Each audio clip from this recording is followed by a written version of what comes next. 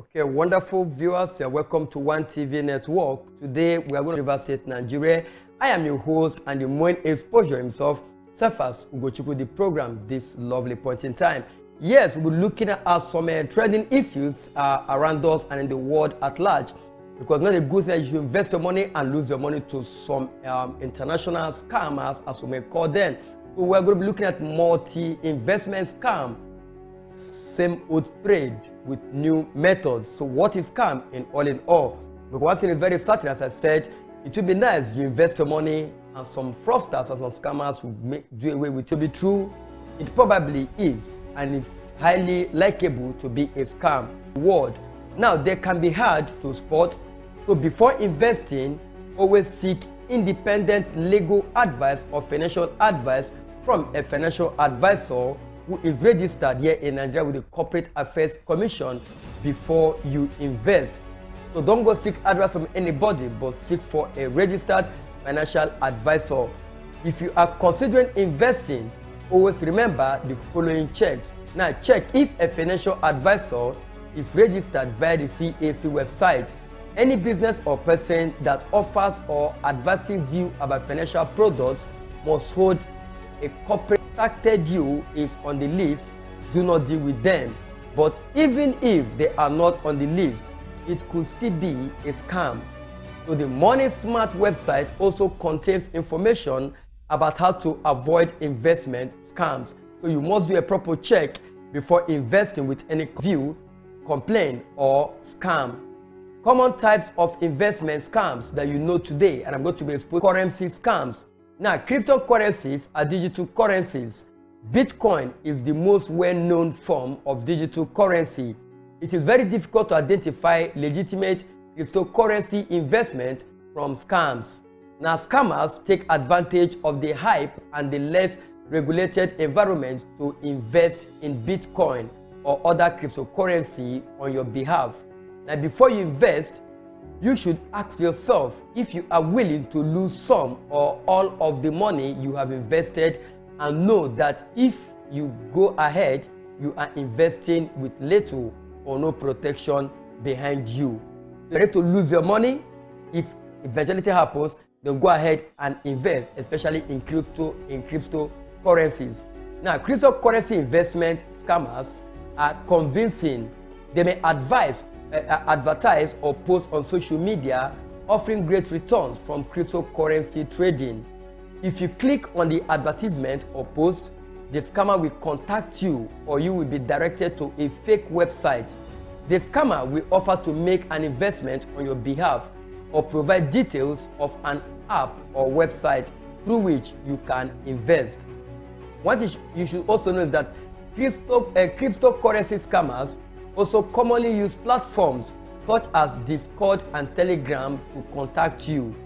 The scammers will encourage you to buy cryptocurrency through an exchange or request you to send money to a company for them to do so on your behalf. They will then claim to either trade on your behalf or coach you through making trades yourself. You'll be able to see the profits you have made on a web page, app, or custom MetaTrader platform. The data you can see will be fake and will show you profiting or losing as a way to get you to invest more money. Eventually, you'll be unable to withdraw any money. That's how they operate. The scammers will make excuses for delays in withdrawals. You are banned from the platform, or the trading platform is closed. When you try to find out what has happened, the scammers cannot be contacted and your money is gone. That is what happens in the world of cryptocurrencies when it comes to dealing with scammers.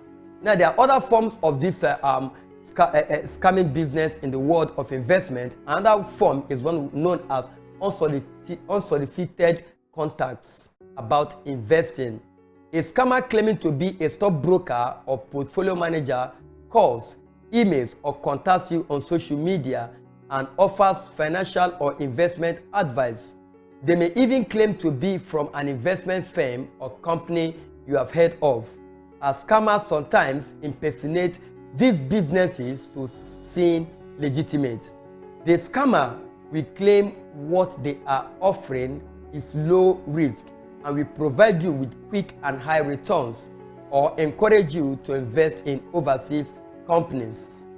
The scammers' offer will sound legitimate, and they may have professional-looking websites and resources to back up their claims. They will be persistent, and they may continue to contact you until you agree to invest.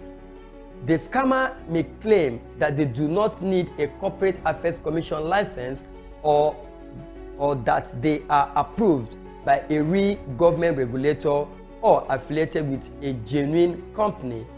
The investments offered in this type of cold calls are usually share, mortgage, or real estate high return schemes, options trading, or foreign currency trading.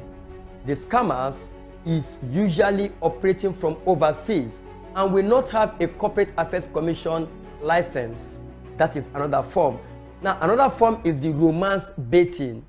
The scammer sets up a fake dating profile and will connect you on a dating website, dating app, or social media. The scammer will ask to continue chatting to you off the dating website or app, typically on a free but encrypted chat site such as WhatsApp, Google Hangouts, or WeChat. They may say they want to do this as these chat sites are more private. Scammers will make an effort to build your trust and will often do things like express strong emotions for you in a short period of time and share a lot of personal times with you. You see, they will establish a relationship with you, of which are going to build that special trust on them. Now, once they have gained your trust, the scammer will tell you about an investment opportunity. Often, they say they have invested a small amount of money and made a lot of money very quickly. They will encourage you to initially transfer a small amount of your own money to show how easy the investment is. You may see a quick return. The scammer then encourages you to invest larger amounts. The scammer will tell you to top up your accounts to increase your profits. If or when you run out of money to transfer or want to withdraw all of your funds, the scammer will cease all communication. You will then be unable to obtain your investments from the platform or be told the investment has gone wrong. This is what they do. So you need to be exceedingly careful when such people approach you. Now, the most enticing one of this scamming is one known as celebrity endorsement scams.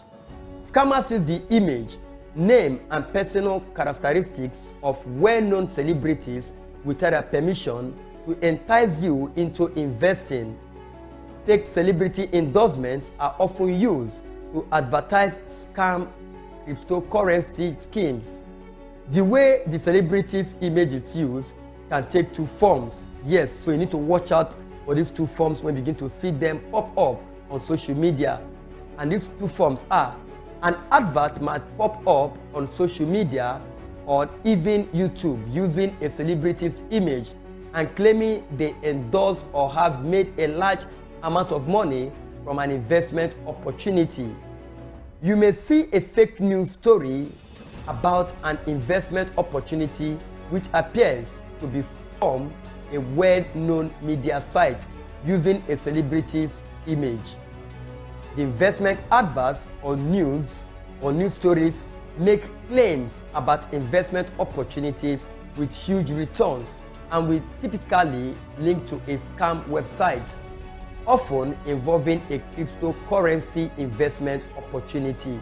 You need to watch it when you see any advert that has to do with a well-known celebrity. They are scam. Another form is the Ponzi scheme. Now, Ponzi schemes are scams that use funds collected from new investors to pay existing investors. No reinvestment exists, and eventually these schemes collapse. Scammers contact people on social media and asking them to download or invest through apps. They promise you will see your returns very quickly, and you will think you do. But the scammer uses money other people have invested to pay you some return. Once you have seen a return, the scammer will persuade you to encourage your friends, family, and colleagues to invest in the same scheme. They will pay them returns and ask them to recruit people they know into the scheme as well.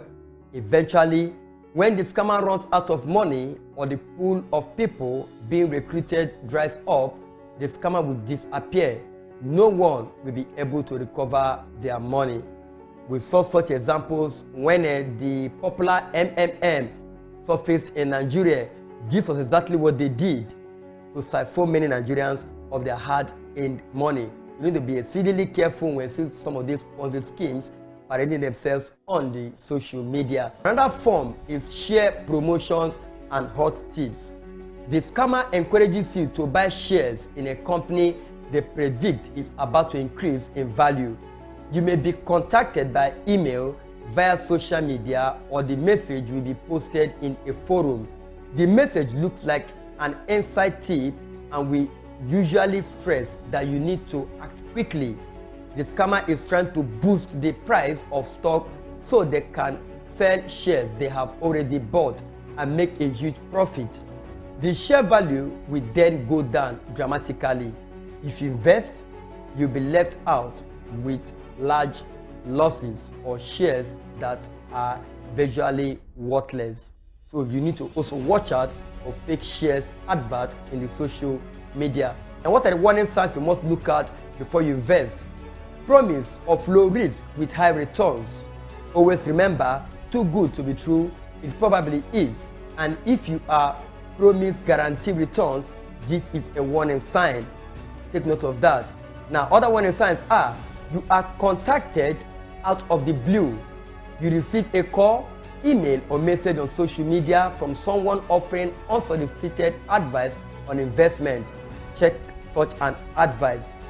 High pressure tactics. Are contacted repeatedly and are told that you need to act quickly and invest. You will miss out. That is actually another warning sign. Remember, you have less protections with cryptocurrency investment, and scammers know this. Someone you haven't met in person offers you investment advice. Never take investment advice from someone you met on social media or a dating app. Use of celebrity endorsements or images. These are usually fake. Celebrities rarely discuss their investment or financial decisions in public, so take note of that as well. They promise you tempting returns that sounds too good to be true.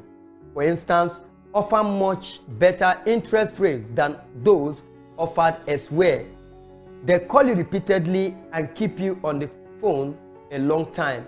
Watch such a call. It comes from a scammer.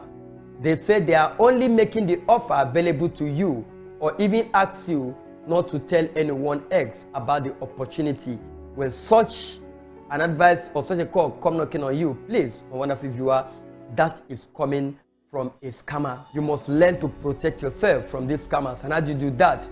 Get professional advice. Now, prior to investing, always seek independent legal advice or financial advice from a financial advisor. If it's a cryptocurrency investment, always speak with a qualified legal advisor first before you venture into that. Even if you think you are investing in a well-known company, ask your financial or legal advisor to look at any materials that provide before investing any money. Scammers often impersonate real companies and have convincing sales materials and websites. Do your research. Yes, of course, do your research before you invest. Do not let anyone pressure you into making decisions about your money or investments, and never commit to any investment on the spot. You must do a certain level of research before committing your money. Take time to research before investing. You can check who owns a website using such websites such as who.is. It's also a good idea to check whether any account details you have been told to transfer will match the name of the company you are supposedly dealing with. If you feel an offer to buy shares might be legitimate, always check the company's listing on the stock exchange for its current value and recent shares performance. Some offers to buy your shares may be way below market value, so you need to be exceedingly careful when going into buying of shares. Be careful of companies that are based overseas, as they may not be regulated. If being scammed, you should always report it. Don't feel embarrassed or ashamed. Listeners and wonderful viewers out there, if you want to invest, you need to seriously be careful, because whatever you see on your social media, they will sound so sweet, they will sound to be so good, so beautiful, very wonderful investment out there. But one thing is certain and one thing is obvious: they are all scam. So you need to be extremely careful before you invest. So on this note, wonderful viewers, I will be bringing to the end of today's discussion on the program. But do join me again next time as I come back to review many other things happening around us, so be able to be well acquainted with so many things happening around us. I remain Cephas Ibabuchi Ugochukwu, wishing you a blissful time. But then, remain careful and remain calm. Invest wisely and be aware of investment scammers out there. Do enjoy living, and bye for now.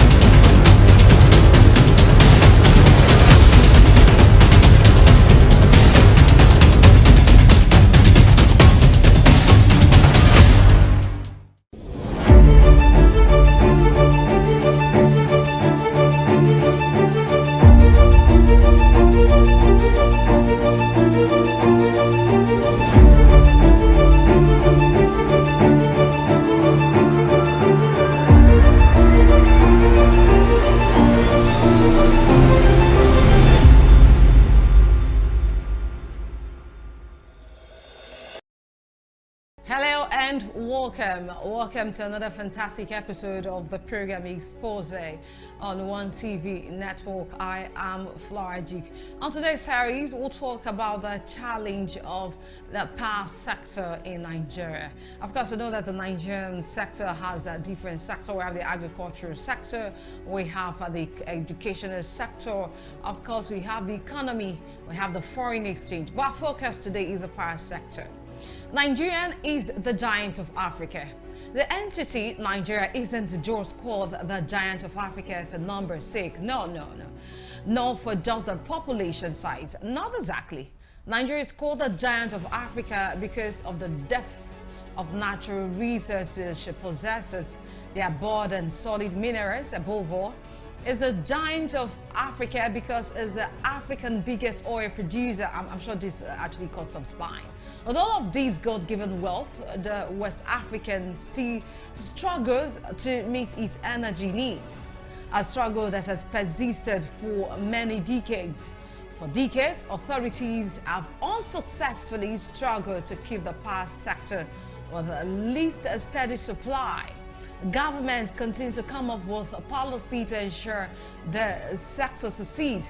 Still, the massive public outcry over the inefficiency of the power sector to provide electricity to Nigerians still persists since it was privatized in November 2013, with a distribution and generation subsectors split and sold to private owners. One of the aims of the split was to enhance power distribution in the country, as only the transmission component through the Transmission Company of Nigeria (TCN) remains a public property. With the privatization in 2013, one would expect an upward review and, of course, a positive outcome of the sector. But the reverse has been the case. Since the privatization of the sector in 2013, fast forward to 2022, nothing has significantly changed. Talking about effectiveness and efficiency of energy supply in Nigeria. The question is why? Your answer is as good as mine. Now, recently, authorities in the country said they disbursed over $3.2 billion to support power supply to Nigerians in the last 5 years. Godwin Emefiele, who is the head of the country's Apex Bank, talking about the Central Bank of Nigeria, actually disclosed this in a forum. He said, I quote, "The monies were disbursed to electricity generating and distribution companies to acquire equipment, buy meters, and improve electricity supply in the country." Yet, Nigerians have continued to battle poor power supply, with situation worsening in the last week when the country's power grid collapsed twice, causing huge blackouts across most parts of the country. It was early February 2022, Nigerians received shocking news from a radio station operating a 24-hour radio station in Lagos temporarily went off air, quite a sad one. Announcing moments before it could not sustain operations into night.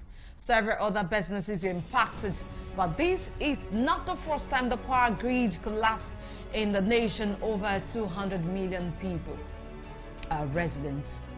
According to the cable, there were power grid collapses in February, May, July, and August of 2021, and between 2010 and 2019, there have been about 206 power collapses. If you dig further to 2022, Nigeria may have experienced about 300 blackouts. Quite shocking, you agree with me. Although Nigeria has been generating electricity in commercial quantity for over a century, the pace of electricity infrastructure development in the country is still a very slow pace, and power supply remains highly inadequate. In 2013 precisely, two segments of the Nigerian power sector were tampered with. One thought that with the privatization in 2030, the two components of the power sector, transmission and distribution, would have experienced a drastic change, talking about efficiency of the power sector. But it wasn't so. Is it affordability? It was not so. Reliability? It was the negative review. Presently, 76 million Nigerians, or 40%, if you agree, of Nigeria's population, more than twice of the population of Canada, are not connected to the national power grid. For those connected, power supply is a serious problem as about approximately 90% of the total power demanded is not supplied. Are there underlying problems? Of course, yes, there are problems. Are there numerous underlying challenges? There are. Are those problems surmountable? Of course, yes, they are. If there's willpower, if there's focus, if the amount disbursed into the sector is judiciously used. Now, here are the issues. Presently, total installed generation capacity is about 12,522 megawatts. But average operational generation capacity is just 3,879 megawatts, of which 7.4% is lost into transmission, and up to 27.7% load is rejected at the distribution level. This leveraged Nigeria were not just about 2,519 megawatts. Yet, Nigerian electricity demand is estimated at 24,380 megawatts. As a result, Nigerians self-generated a significant portion of the electricity with highly polluting off-grid alternatives, and at a cost that is more than twice the cost of grid-based power. Slow rise from the recent recession occasioned by COVID-19, with projected gross domestic product rates trending between 4.50% and 7%. The above data complements the study by GES, which estimated electricity demand to rise by 45,490 megawatts in 2020 and a projection by 213,122 megawatts by 2040. Although the result of electricity demand studies varies widely, they conclude that the current gap between supply and demand is already very substantial, and that it will become more entrenched under a business-as-usual scenario going by the end of 2022. Some of the key challenges in the Nigerian energy sector include: 1. Infrastructure cross-stream. That's why we call this program Expose. So we could bring to your mind what you need to know, and part of which is why the electricity sector has greatly experienced a downside, downs cascading.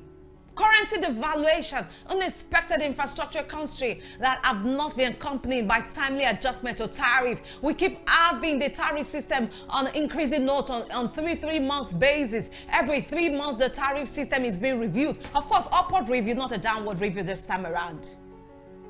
With this review on, there are no changes, no significant changes in the electricity sector. Consumers are meant to pay high for what they don't see. Inability to reduce aggregate technical, commercial, and collection ATC and C losses. The design of the power sector reform makes the viability of the distribution company DISCOs critical to long-term sustainability of the sector. However, DISCOs are unable to recover cash shortfall on account of lack of investment in the network, rehabilitation, and metering, partly due to low tariff and inability to obtain loans from Nigerian banks due to unpaid debt. Which bank will give the sector loan? A quick review into one of the national dailies published in 2020 reveals that neighboring countries, precisely Togo, Niger, Benin Republic, did not pay their 32.4 billion naira bills for the electricity Nigeria supplied to them in 2019. Look at the figure again: 32.4 billion naira. Neighboring country Niger, Togo, Benin Republic are owing Nigeria 32.4 billion naira for electricity supply. 2019, and this is 2020. Nothing has been paid. The Nigerian Electricity Regulatory Commission next said, according to data collated from the NCR, the 3 countries received a total invoice of 32.4 billion naira for the electricity supply to them in 2019. The Commission had earlier said the trio owed Nigeria 29.97 billion through its electricity transmission company. Inconsistent enforcement of rules and policies of the aforementioned, while multilateral initiative of the World Bank and Power Africa, as well as Nigerian government and private sector, are making efforts to address the key challenges in the Nigerian electricity supply industry. The efforts are slow-paced and insufficient. For instance, the government has inaugurated several projects aimed at expanding the thermal and hydro sources, as well as extended to intervention facility to GENSCO and DISCO to ease their financial constraint. But what is the result? And most importantly, if the sector must be efficient and proficient, we must cut down on waste. Power waste. Power waste. This has to do with Nigerian culture, Nigerian attitudes towards power waste must be looked into. The culture of keeping electrical appliances on when not in use is another item that must be stopped. An attitude that must be looked into urgently. And it begins from the shipping process, from the borderlines. Equipment that consume high voltage, that need high power, should not be shipped into the countries. Authorities should look into these aspects. It is very important. We are in a jet age. There is need for power to be consumed, power to be minimized. And this should begin by machines, equipment, appliances that consume high voltage should be dumped. Like someone had said earlier, Nigeria is not like a dump site for machines, equipment not being used outside the shores of the country. They now see Nigeria as a place where they dump these machines. Worst of all, even when these equipment are not in use, they are being put on. Power wastage must be looked into. This is not the effort of the government. This requires your efforts. You watching. It is your efforts that will cut power wastage. It's not the effort of the government. It's not the effort of the distribution company or the transmission company or the generating company. No, it is your effort as the consumer. Avoid waste. And that includes power. Expose is meant to expose you to things you should know, but is being concealed from you. I'm sure you know this today.